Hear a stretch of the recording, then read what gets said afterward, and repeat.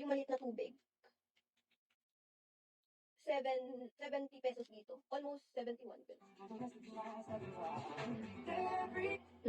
So, food. Pero kami naman ni Mami, hindi kasi kami ganun kalakas kumain. Mabilis kami mabusog ni Mami. Pero gusto ko iba-iba yung tinatry. Kunwari sa isang restaurant, mga at least 2-3 yung tatry namin. Ayoko nung isa lang to share kami. Ayoko nung para namang humpas. Parang walang-wala naman sa buhay yun. Kahit nasa mas mura sa grocery, pero pag sa mga 7-Eleven ka bumili yun, mahal. Kahit na yung iced tea na binibili ko, yung yellow na iniinom ko dito, sa 7-Eleven, $10 ata yun. Pero pag binili mo sa grocery, parang 6 pack siya, ano na, 16 lang, 16 Hong Kong dollars. Kaya pag ganun, mas okay talaga sa ano, sa grocery ka mamimili ng mga pasalubong. Hindi na ulit ako babalik. Tsaka na ako babalik ng Hong Kong pag medyo nakaluwag na. Kinompute ko lahat ng gastos na laki. Eh nung nag-Taiwan naman kami ni Mami nag-Taiwan kami, hindi naman ganun kamahal. Beans! Ewan, tsaka for some reason, parang ang pangit ng Hong Kong for me. Like, may negative na nangyayari lagi. Pag nasa Hong Kong. Hindi ko alam if coincidence lang ba siya or may something talaga sa Hong Kong na hindi talaga okay. Beans, good morning! Diba? Kaya mas okay grocery na lang. Eh ako okay lang ako sa grocery kasi mahilig naman ako mag-grocery. Pero masaya din i-try kasi yung minsan yung 7-Eleven parang part na siya ng pag-travel ka sa ibang bansa. Kasi syempre iba-iba yung laman ng 7-Eleven. So makikita mo.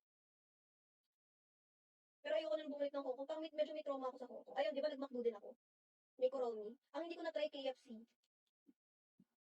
Okay din yung KFC daw ng Hong Kong eh. Pero wala na kaming time eh kasi iba-iba yung mga kinainan namin ni Mommy. Masarap dun sa Michelin na resto. Eto.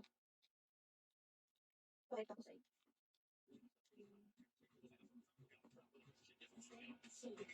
Say hi.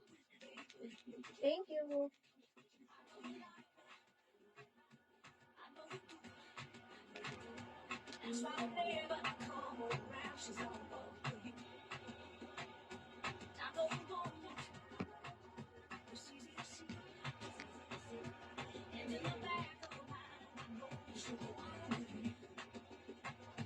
Siya, nakita mo bang sumayaw dito?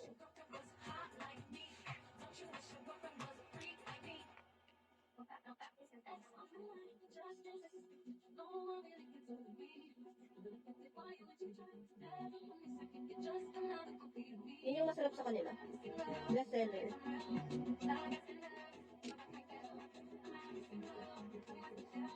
Sa amin.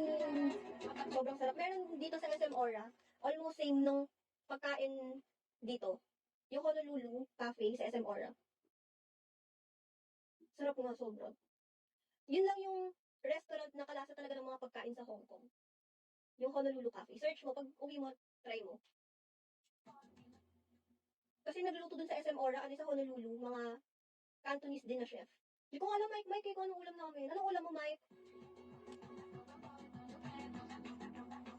Pag gusto namin ng Hong Kong na pagkain, dun sa Honolulu, masarap dun. Try mo yun, Mike. Di ba mahilig ka sa mga bagong resto? Josh! Masarap legit. Sa Honolulu, mga Hong Kong, food sa Hong Kong, Cantonese food. Roast pork, mga barbecue, fried noodles. Favorite ko doon yung fried noodles, pati yung beef na stir-fry na flat na noodles. Yun din, masarap din yung mga buns nila doon. Pero masarap yung mga roast nila. Bad Bunny!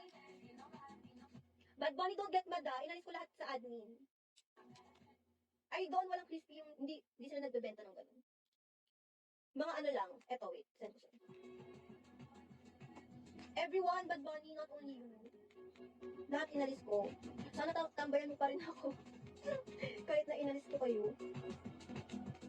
John Kim! Hala, si John Kim, nagbabalik. John Kim, I miss you. Hala! Thank you, John Kim! Ba't ka nabalik ng Bigo? Thank you! Thank you, John Kim. Sa North Park may ganun, baby. Thank you, John Kim! Hindi na kita nakikita dito. Sa Instagram na lang kita nakikita.